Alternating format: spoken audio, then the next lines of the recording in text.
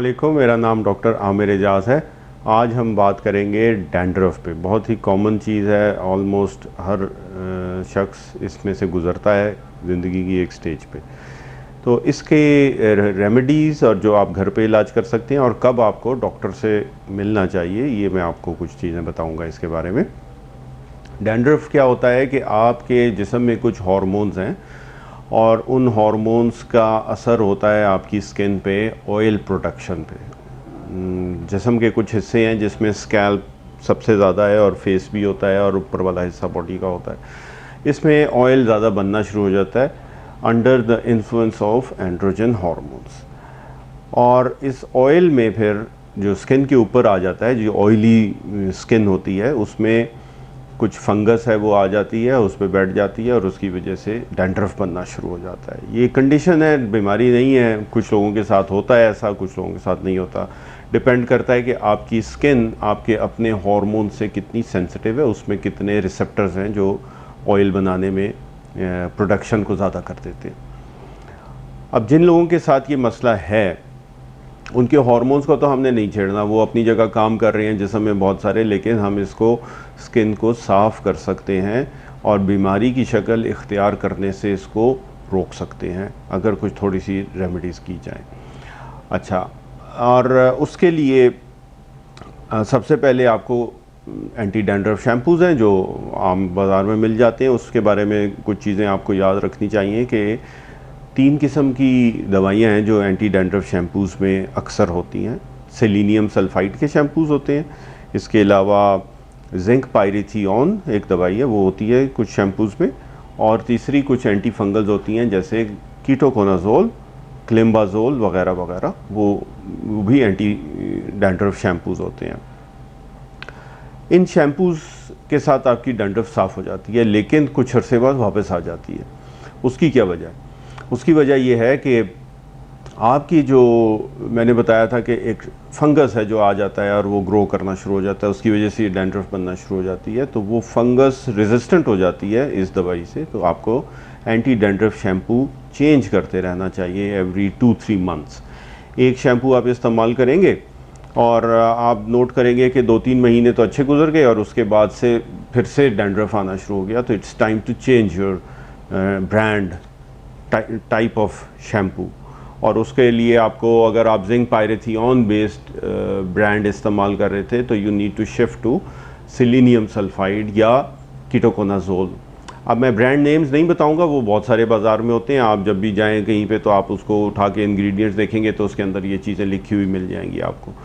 तो 2 शैम्पूज़ के दरमियान में आप रोटेट करते रहें। एक शैम्पू इस्तेमाल कीजिए, 2-3 महीने के बाद फिर चेंज करके दूसरे शैम्पू पे चले जाएं, फिर वापस पहले पे आ जाएं, तो आपकी डैंड्रफ कंट्रोल में रहेगी। अब ये उस स्टेज में होगा जहाँ पे सिर्फ डैंड्रफ है और डैंड्रफ की वजह से ना आपकी स्किन में कोई एलर्जी बन रही है और ना वो किसी और बीमारी की शक्ल है। कभी कभार ऐसा भी होता है कि स्किन की कुछ बीमारियां हैं जिनकी एक शक्ल ऐसी होती है, स्कैल्प में वो डैंड्रफ की तरह नज़र आती हैं, लेकिन एक्चुअली वो और बीमारी होती है। इससे कैसे पता चलेगा कि सिर्फ डैंड्रफ है या कोई बीमारी है?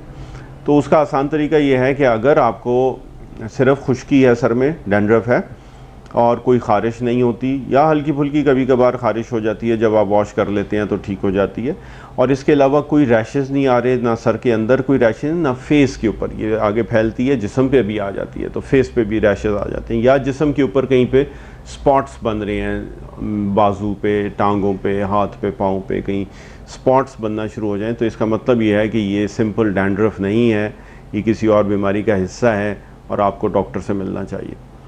तो अगर ये सब कुछ नहीं है तो आप अपनी डैंड्रफ को ख़ुद से घर में कंट्रोल कर सकते हैं।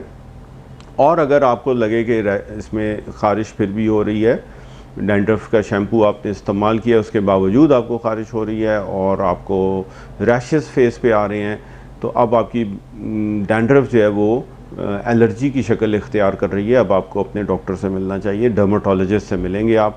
फिर इसमें हम कुछ दवाइयाँ भी देते हैं, ये शैम्पू के अलावा वो लगाने की भी दवाइयाँ होती हैं और कुछ खाने की भी होती हैं, उसके इस्तेमाल के साथ वो भी ठीक हो जाता है और कंट्रोल हो जाता है। अगर आप घर में डैंड्रफ का शैम्पू इस्तेमाल कर रहे हैं और इसके साथ आप कंट्रोल में रहती है बीमारी, तो इतना ही इलाज कीजिए, परमानेंट ट्रीटमेंट के चक्कर में ना पड़े इसके। वो दवाइयाँ ज़्यादा स्ट्रॉन्ग होती हैं, आपको नुकसान भी दे सकती हैं। और अगर एक शैम्पू इस्तेमाल करने से आप ठीक रहते हैं तो बिल्कुल सही है। डैंड्रफ का एक मुद्दत है आपकी उम्र में, आमतौर पे ये टीन एज में शुरू होता है, 15-16 साल 20 साल की एज में शुरू होता है, और फिर 10-15 साल के बाद आहिस्ता आहिस्ता आपके हार्मोन्स के लेवल्स कम होते हुए ऑटोमेटिकली ये चला भी जाता है। तो इस दौरान में आप इस तरह से शैम्पू को इस्तेमाल करते रहें तो ये बिल्कुल ठीक रहता है। अब इन शैम्पूज़ को कितना इस्तेमाल करना चाहिए, ये ज़्यादा आपके माहौल, काम, एनवायरनमेंट, क्लाइमेट, इन सब चीज़ों पे और आपके हेयर टाइप, इन सब चीज़ों पे डिपेंड करता है। जिनको ज़्यादा डैंड्रफ हो वो रोज़ भी इस्तेमाल कर सकते हैं, लेकिन अगर आपके बाल लंबे हैं और बाल ख़राब करते हैं एंटी डैंड्रफ शैम्पूज़, तो आप उसको हफ्ते में 2 दफ़ा इस्तेमाल कर लीजिए, 2-3 दिन के गैप से इस्तेमाल कर लीजिए। और जब आपकी डैंड्रफ कंट्रोल में आ जाए तो उसको सिर्फ हफ्ते में 1 दफ़ा इस्तेमाल करेंगे एंटी डैंड्रफ शैम्पू को, ताकि वो उसको काबू में रखे, उसको बढ़ने ना दे। इन बिटवीन आप अपना नॉर्मल शैम्पू भी इस्तेमाल कर सकते हैं। एंटी डैंड्रफ शैम्पू जब आपने इस्तेमाल किया तो वो अगर बालों को वो रफ़ कर रहा है तो आप उसके बाद कंडीशनर भी इस्तेमाल कर सकते हैं, आप उसके ऊपर से अपना नॉर्मल शैम्पू भी इस्तेमाल कर सकते हैं। और अब कुछ ऐसे भी शैम्पूज़ हैं जिनमें कंडीशनर बेस मिला हुआ होता है, साथ एंटी डैंड्रफ भी होते हैं और साथ कंडीशनर बेस भी मिला होता है। वो आपके बालों को ज़्यादा सॉफ्ट रखेंगे, शाइनी रखेंगे, ख़राब नहीं होने देंगे।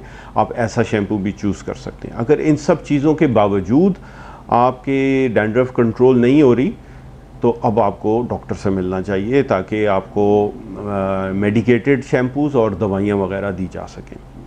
उम्मीद है कि इस वीडियो से आपको फ़ायदा मिलेगा और डैंड्रफ का कंट्रोल आपका आसान हो जाएगा। आपकी स्क्रीन के ऊपर मेरा यूट्यूब, इंस्टाग्राम और फेसबुक के आईडीज़ आ रहे हैं, इसको लाइक कीजिए, फॉलो कीजिए, और इंशाल्लाह इस तरह की वीडियोज़ आपको हम आगे भी देते रहेंगे, पहुंचाते रहेंगे। और कमेंट्स में आप लिखिए अगर किसी और चीज़ के बारे में आप जानना चाहते हैं तो हम उस पर भी वीडियो बना के पेश करेंगे। आपके टाइम का बहुत शुक्रिया। अल्लाह हाफ़िज़।